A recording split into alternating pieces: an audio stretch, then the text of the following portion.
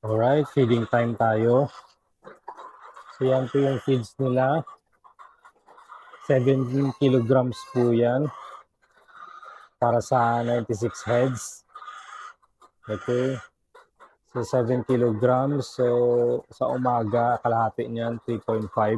Bigay ko sa kanila. Then sa hapon naman is 3.5 kilograms din.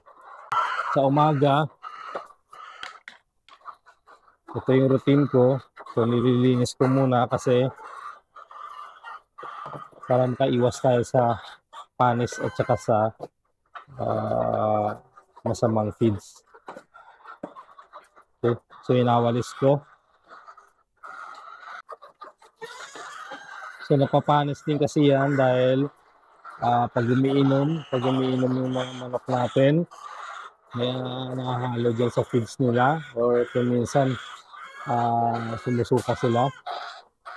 Pagkatapos uminom, kakain, para babasa yung feeds or kung minsan nahaluan ng pupo nila. Okay?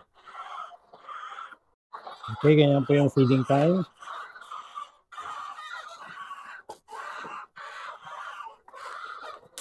Dala yung kakal.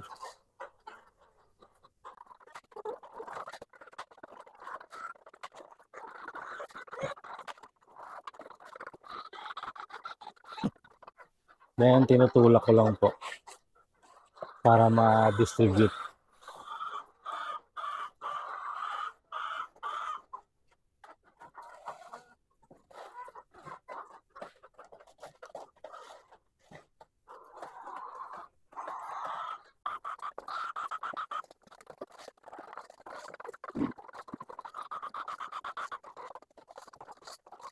Okay, so yan, sabay-sabay.